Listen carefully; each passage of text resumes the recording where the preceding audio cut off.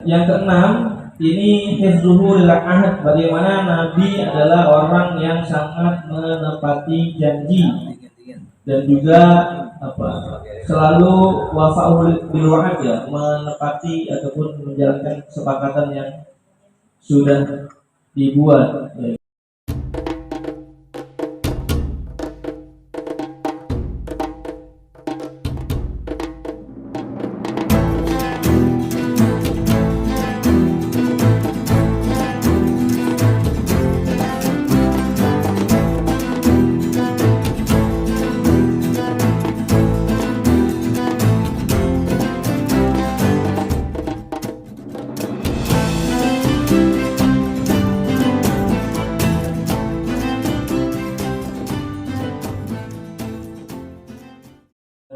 Al-Muhim numsik mik.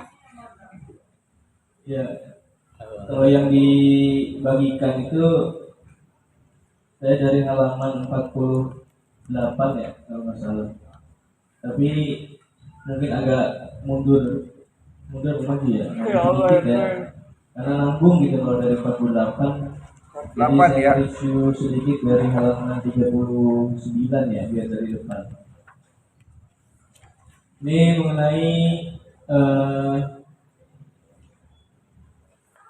bayan khosais hadzal rasul al-muallim wa fadilihi wa syarafi akhlaqihi wa syama'ilihi. Ini mengenai tentang perangai atau sifat dari Nabi Muhammad SAW, khususnya di sini nanti yang disampaikan oleh Al-Imam Abu Hasan Ali bin Muhammad Al-Mawardi dalam kitabnya yaitu A'lam An-Nubuwah, di mana Al-Imam Al-Mawardi menyampaikan bahwa ada 4 aspek kesempurnaan dari manusia, khususnya adalah Nabi Muhammad SAW, yaitu yang pertama ada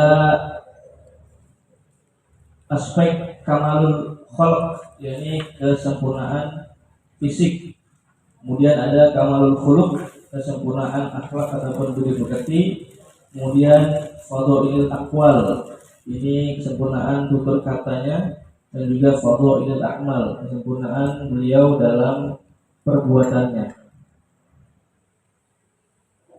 Dari 4 keutamaan atau kesempurnaan yang disampaikan oleh Imam Al-Mawardi itu dijelaskan kembali satu persatu. Di antaranya yang pertama itu mengenai kamalul khalq, yaitu kesempurnaan fisiknya ya. Ini ada 4, dikatakan di situ ada arba'u awsaf, 4 sifat yang dikategorikan masuk di dalam kamalul khalqi Nabi Muhammad SAW, yaitu yang pertama ada as-sakinah al-ba'ithah ala al-haibah wa ta'zim, di mana kepribadian Nabi Muhammad ini merupakan pribadi yang tenang, kemudian berwibawa begitu ya. Yang ketenangan dan kewibawaan tersebut itu membangkitkan rasa hormat dan takzim dari orang-orang yang berada di sekitarnya. Juga bahkan ini bisa disegani juga baik oleh kawan maupun lawan gitu ya.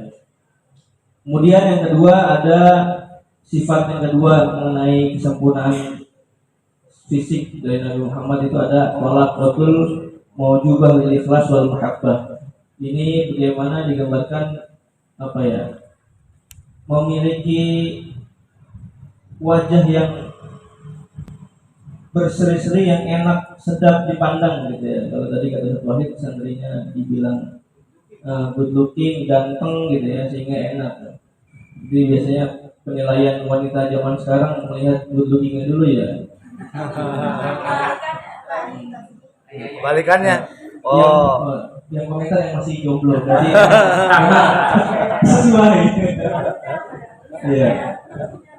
Iya, banyak kan seperti itu. Tapi penting juga memang melihat hal itu. Tapi yang dimiliki Nabi Muhammad ini dengan hal tersebut membangkitkan rasa cinta dari pengikutnya, rasa tulus, sehingga tidak ada sahabat yang maksudnya merasa apa ya, tidak nyaman atau ya benci terhadap beliau gitu. Kemudian yang ketiga yaitu husnul qabul atau mudah apa ya, mudah diterima.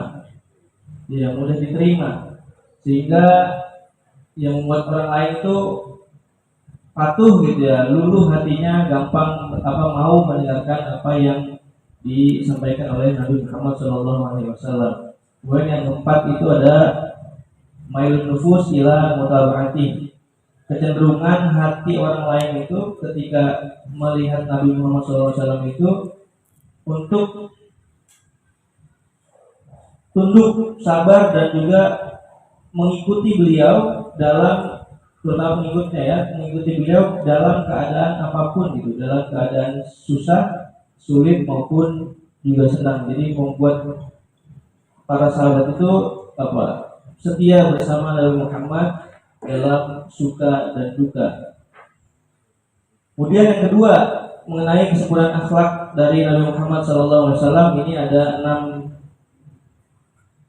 empat sifat juga yang ada enam yang disampaikan, yaitu yang pertama ada rojahatu aklihi, di mana di gambar kemarin yang dijelaskan di catatan saya ini akhlak cerdas ya, pemikirannya cerdas. Kemudian sihatu wahmihi, praduganya atau prasangkanya itu tepat, juga sinku firasatihi, firasatnya itu tajam gitu ya. Kemudian ya ini bagaimana guru juga bukan hanya rasul gitu yang disampaikan oleh Kiai sesuai dengan catatan ini, bagaimana kita sebagai seorang guru juga harus tentunya memiliki sifat tersebut, bagaimana memiliki kecerdasan dalam hal ini ya, bagaimana kita berusaha ya, kalau belum kita ada mungkin merasa belum cerdas, bagaimana berusaha untuk mencerdaskan diri kita sendiri. Kemudian juga bagaimana tadi memiliki praduga ataupun juga firasat yang tajam. Kemudian yang kedua itu sabatu fi syada'id, yakni tabah dalam menghadapi kesulitan. Nah, tadi Pak Fidin menyampaikan kesulitan mengajar anak-anak yang pengennya lari sini, lari sana, mencari perhatian gitu ya. Dalam hal ini ya tadi kita harus menjadi guru yang sabar fi syada'id ya. Sabar, tabah dalam menghadapi kesulitan, tenang, tidak merasa apa ya, masalah itu tidak lebih besar daripada kita gitu. Artinya kita pasti mampu untuk mengatasi segala kesulitan yang dihadapi dalam mengajar.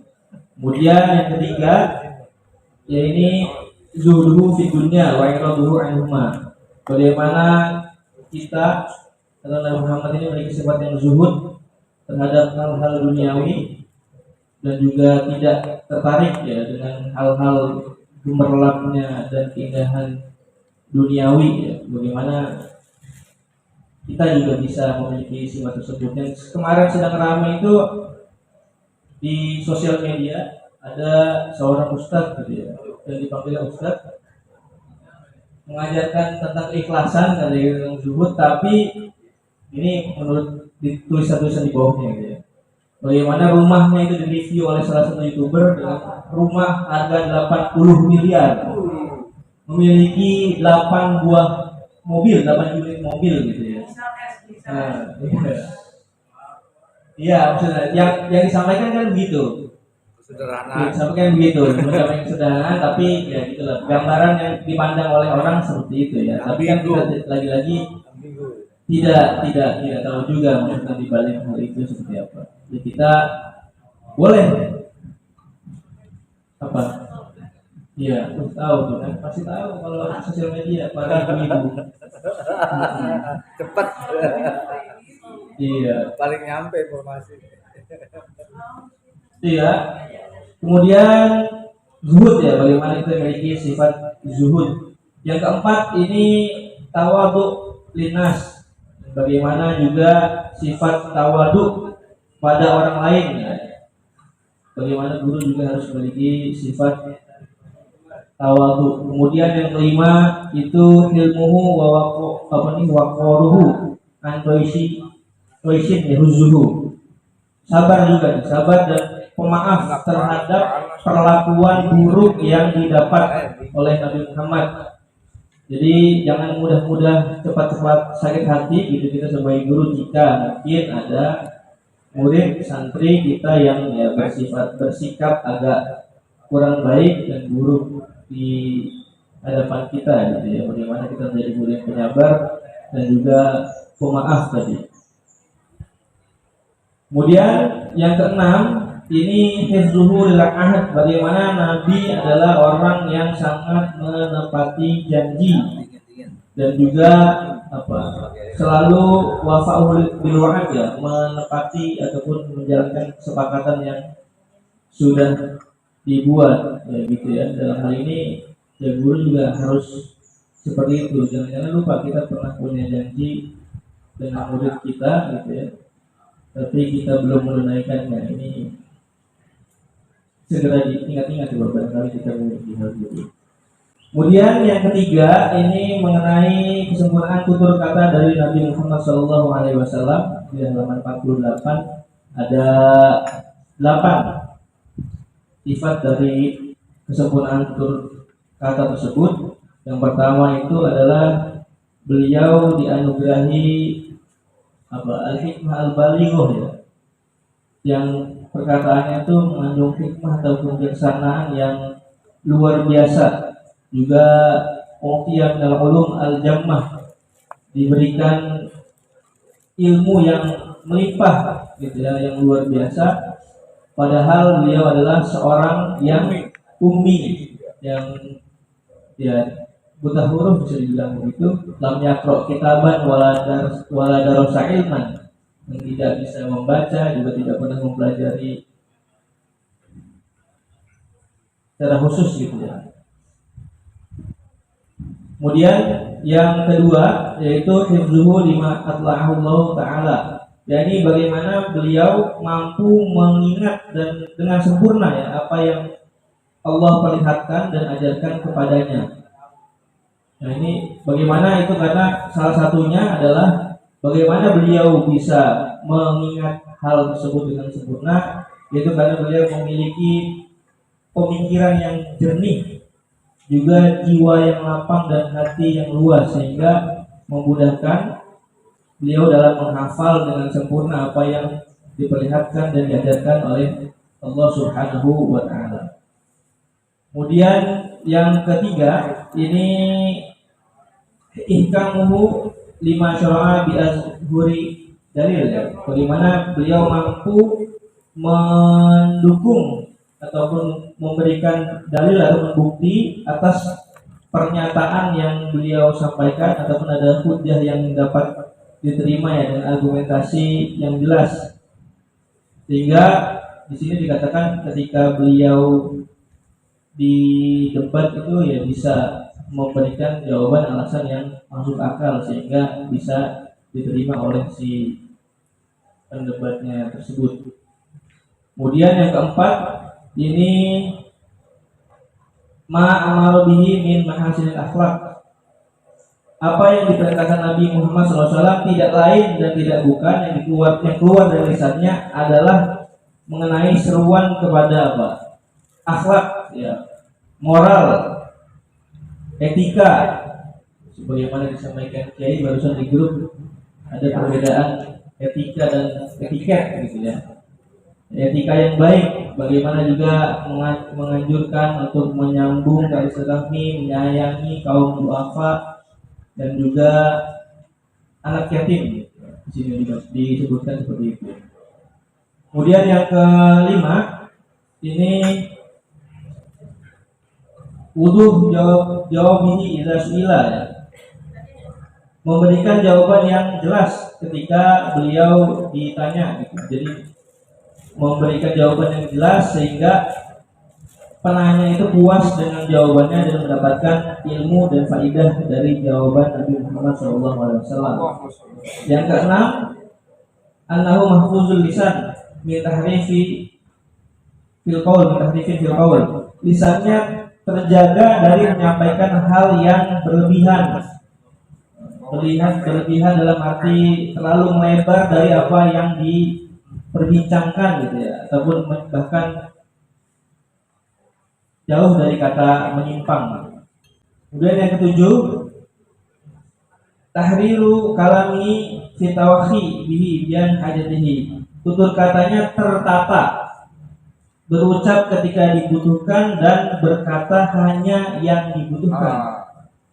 Ini ya penting juga kita ketika mengajar ya cukup menyampaikan apa yang perlu kita sampaikan juga dengan tutur kata yang rapi, baik tidak menyampaikan hal yang berlebihan yang di luar dari konteks apa yang kita ajarkan. Kemudian yang kedelapan ini mengenai annahu afsal nas lisanan ya. Beliau adalah yang fasih lisannya dan paling jelas dalam mengungkapkan sesuatu. Kata-katanya ringkas, tapi kata-katanya ringkas, pilihan katanya pas, dan gagasan yang diungkapkan oleh Nabi Muhammad itu tidak dibuat-buat sehingga apa yang keluar dari mulut beliau itu dapat dalam balaghah apa di Jawahirul Kalim atau ya atau yang kalau apa yang ringkas mananya luas gitu ya ijaz ya ijaz oleh Islam itu. Kemudian yang keempat ini mengenai sempurnaan perbuatan atau tingkah laku dari Nabi Muhammad, perilaku dari Nabi Muhammad SAW. Ada 8 lagi sifatnya. Yang pertama itu husnul siratihi, tindakan beliau yang baik. Kemudian kebijaksanaan dalam memberikan keputusan dan tepat juga gitu, terhadap umatnya. Juga bagaimana cara beliau di sini dijelaskan mengajarkan Islam tapi tidak merubah secara langsung, secara ekstrim gitu ya. Bagaimana beliau ini bertahap mengubah kebiasaan lama dari orang-orang jahiliyah saat itu ke dalam kebiasaan yang baru yang dianggap asing. Dan seperti kita punya kebiasaan apa kemudian langsung di total dilarang dan berubah, itu akan menjadi justru malah terjadi gesekan gitu. Apa yang dilakukan Nabi tidak seperti itu, merubahnya sedikit demi sedikit sehingga hal tersebut tidak menimbulkan keributan. Kemudian yang kedua, annahu jama'a baina rambatin minestimal. Ini agak ribet ya, bagaimana saya mau maknanya juga dari catatan juga. Di sini mampu memadukan cinta siapa? Cinta orang yang cinta pada beliau dan keraguan orang-orang yang meragukannya. Ini catatan waktu itu, nggak tahu kalau masuk 2022 kali. Baru dengar justru. Iya. So, kalau kita lihat terjemahan dari Baba Salim itu Baba Cahyo. Iya, Baba Salim. Oh, Salim ya. Nama penanya. Baba Salim gitu. Ya, bagaimana mampu memadukan sama sih sebenarnya maknanya gitu ya. Golongan orang-orang yang sudah memang punya ketertarikan dengan apa yang disampaikan Nabi dengan orang-orang yang masih belum mau menerima gitu. Pada akhirnya kemudian mereka semua bergabung menerima apa yang disampaikan Nabi dan justru menjadi pembela Nabi Muhammad SAW. Kemudian yang ketiga ini annahu adalah fi masyarahu fitin, memilih sikap pertengahan ya dalam agama gitu ya, tidak terjebak dalam hulu dan apa di sini ya taksir atau dimanainya di catatannya ada tidak terlalu berat ke kiri, tidak terlalu juga berat ke kanan. Kemudian yang keempat, annahu lam yamil yasabi ila dunya, juga tidak membawa sahabatnya itu untuk condong terjebak kepada hal-hal duniawi gitu ya. Tapi juga tidak menolaknya, tetapi bagaimana beliau mengajarkan sahabatnya itu untuk bertindak moderat atau proporsional sesuai dengan kebutuhan. Yang kelima itu tasoddihi lil ma'alimidin, menangani hal-hal yang berkaitan agama itu dengan baik sehingga mampu menjelaskan dengan jelas hal tersebut kepada umatnya. Di antaranya mengenai misalnya kewajiban untuk beribadah, kemudian hal-hal yang diharamkan, hal-hal yang diperbolehkan atau hal-hal yang dilarang. Kemudian juga yang keenam, ini keteguhannya dalam menghadapi musuh. Meskipun dalam kondisi seperti yang kita ketahui, peperangan yang dialami oleh Muhammad itu semuanya kalau secara hitungan itu tidak ideal gitu ya. Bagaimana kondisi terkepung, tersudut dengan jumlah pasukan yang lebih sedikit gitu ya. Nah, dalam hal ini yang dicatatkan ini bagaimana guru mampu mengkolaborasikan antara kemampuan intelektual dan juga mental. Karena banyak yang secara intelektual mampu tapi kemudian secara mental kurang gitu ya. Nah, di sini bagaimana kita sebagai seorang guru mampu mengkolaborasikan keduanya sehingga menjadi kesatuan yang utuh dan baik. Kemudian yang ketujuh, ini keberanian dalam menghadapi musuh. Ini kurang lebih masih mirip ya di medan perang. Tidak mengharapkan keuntungan apapun dari peperangan tersebut. Yang terakhir dari ke-8 ini mengenai sifat kedermawanan Nabi Muhammad SAW, dan selalu beliau ini mendahulukan orang lain daripada dirinya sendiri. Nah, masuk kepada metode pengajaran Nabi Muhammad, di sini saya membahas 3 saja.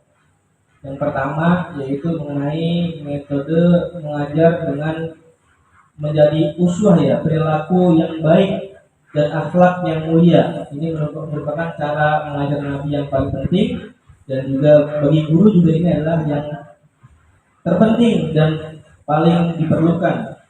Bagaimana mengajar itu bukan hanya dengan lisan, tapi juga dengan tindakan, gitu ya.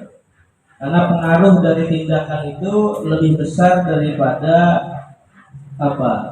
hanya diucapkan oleh lisan. Contoh kecilnya saja, misalnya bagi yang sudah punya anak, bagaimana anak kecil itu tanpa diajari oleh orang tuanya bisa melakukan sesuatu karena meniru apa yang dilakukan oleh orang tuanya. Gitu ya. Nah, di sini juga bagaimana kita mengajarkan murid atau santri dalam hal ini juga dengan tingkah laku dan perilaku yang baik, sehingga tanpa perlu berkata-kata hal tersebut akan ditiru dan diikuti oleh murid-murid kita. Kemudian yang kedua, ini bagaimana beliau Nabi Muhammad SAW mengajarkan agama itu secara bertahap. Itu secara bertahap. Bagaimana Nabi Muhammad sangat memperhatikan tahapan dalam mengajar. Jadi tidak lompat-lompat begitu ya, runut, urutannya jelas sehingga tidak mudah dimengerti, mudah dipahami, dan juga mudah diterima oleh murid-muridnya. Kalau pemahamannya atau apa yang diajarkan lompat-lompat, tidak terunut, maka itu akan membuat sulit untuk dipahami, bahkan cenderung nanti muridnya lari gitu ya, karena malas untuk merasa tidak paham kemudian meninggalkan hal tersebut. Yang ketiga yaitu mengajar dengan intensitas yang intidal, sedang ya, maksudnya tidak terlalu di sini al-quat al-imlal, sehingga jauh dari kata bosan gitu ya. Contohnya di sini dikatakan di hadis ini ada yang bertanya mengenai bagaimana misalnya belajar A gitu ya. Beliau orang ini merasa suka dengan pelajaran tersebut, kemudian pengen belajar hal itu setiap hari gitu ya. Tapi disampaikan oleh Nabi ya agar tidak seperti itu, karena nanti akan membuat bosan gitu. Kayak kita ngaji misalnya, ini udah cocok 1 minggu 1 kali.